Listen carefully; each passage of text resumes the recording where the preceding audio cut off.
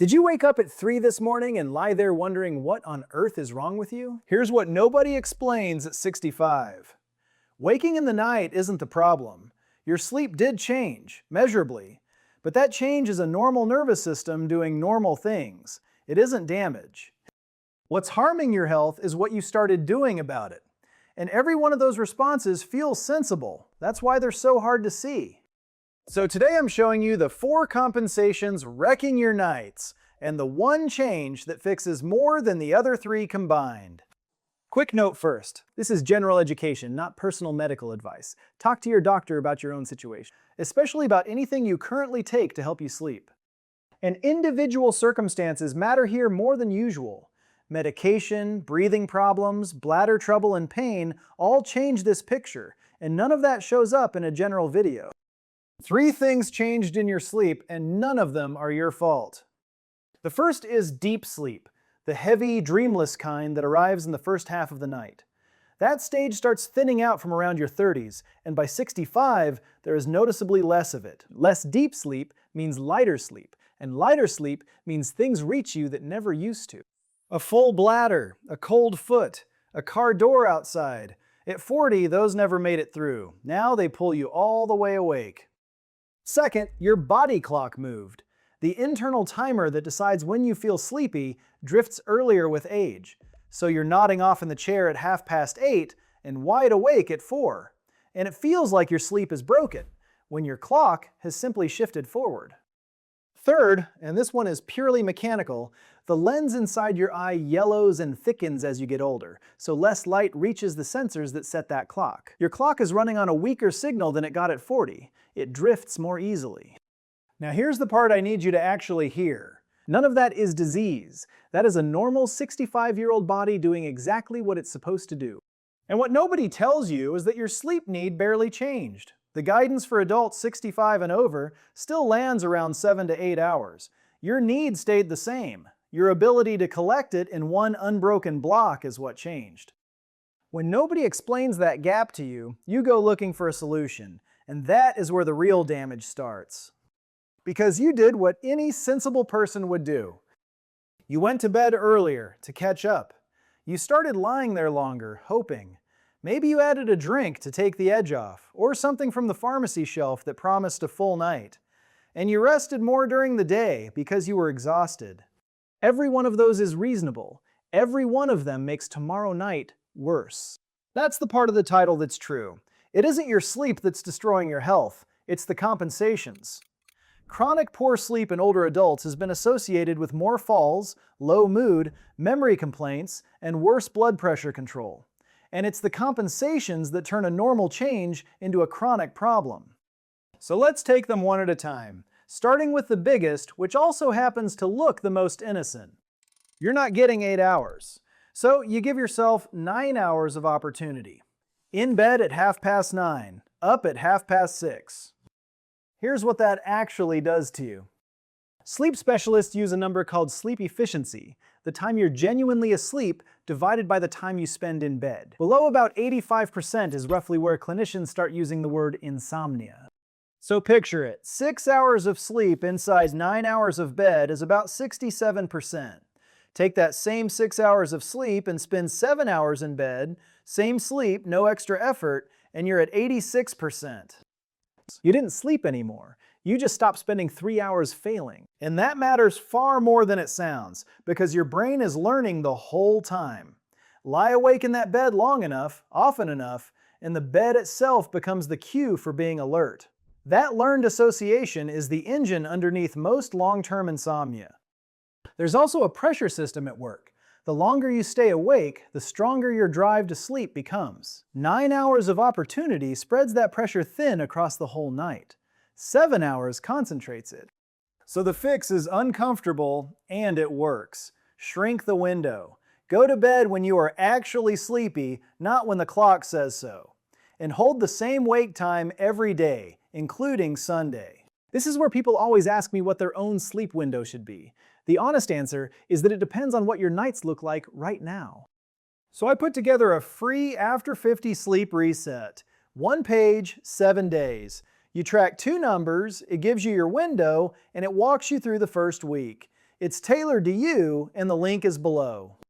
Now, compensation number 2, and this one has a very good disguise.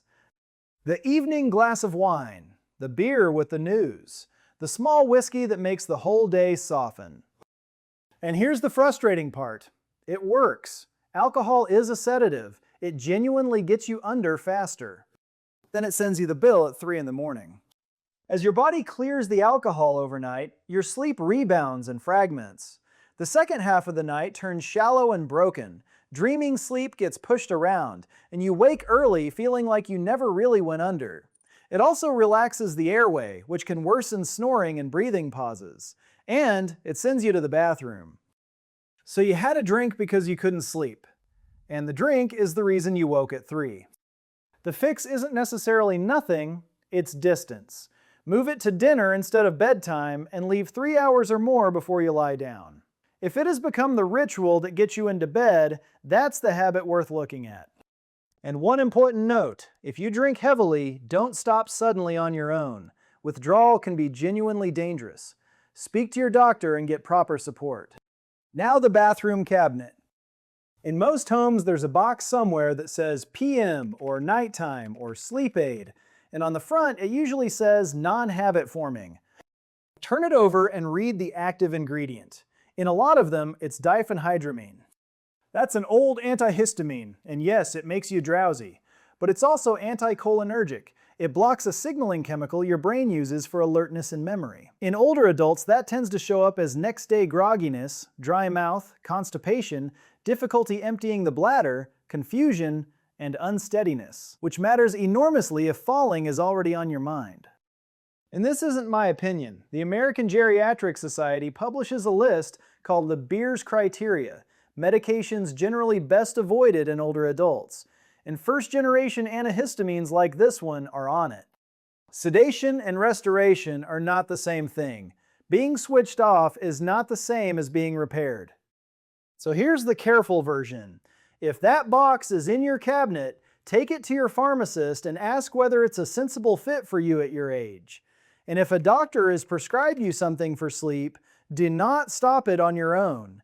Changes to prescribed medication belong with the person who prescribed it. The fourth one doesn't happen at night at all. It happens between 1 and 5 in the afternoon. You were tired, so you sat down. The chair was warm, the television was on, and you were gone for 90 minutes at 4 o'clock. Here's the trade you just made. Sleep pressure builds all day like water filling a tank. A 90-minute nap at 4 in the afternoon empties most of the tank. Then at 10 o'clock, you lie down with almost nothing left to fall asleep with. So naps are not the enemy. Long, late naps are. 20 to 30 minutes, finished before 2 in the afternoon, generally leaves your night completely intact. And there's a second half to the afternoon problem. Remember that weaker light signal reaching your body clock? Indoors on a gray day, you may be getting a tiny fraction of the light you'd get outside, and your clock needs the contrast between a bright day and a dark evening to know what time it is. So this fix is free. Get outside in the morning. 20 to 30 minutes of real daylight, even when it's overcast. Keep the evening dimmer than you think you need to, and move your body during the day, because regular daytime activity is one of the few things that reliably improve sleep quality in older adults. So if it isn't a pill, what is the first thing the evidence recommends? The American College of Physicians recommends cognitive behavioral therapy for insomnia, CBT-1, as the first-line treatment for chronic insomnia in adults, ahead of medication. That sounds clinical. In practice, most of it comes down to 2 rules you can start tonight. Rule 1 you already have. Same wake time every day, and don't get into bed until you're sleepy. Rule 2. If you've been lying awake for what feels like 20 minutes, get up. Leave the bedroom. Low light, something boring, no screens, and no looking at the clock. Go back when you feel sleepy. You might do that twice on the first few nights, and the first week is usually worse before it gets better. That's expected. That's the cost of breaking the association. If you're already unsteady, set that up safely. A lamp you can reach from the bed, slippers with a back on them, and a clear path to the door. Because here is the entire video in one line. The fix for a bad night doesn't happen at 10 at night. It happens at 7 in the morning, when you get up anyway. So here's your week. Choose a wait time and hold it for 7 days, Sunday included. Get into bed only when you're sleepy. Awake for 20 minutes, get up and come back. Daylight in the morning, nap before 2 and keep it under 30 minutes. Move the drink away from bedtime and take that PM box to your pharmacist. And stop counting the hours. Judge the day, not the night.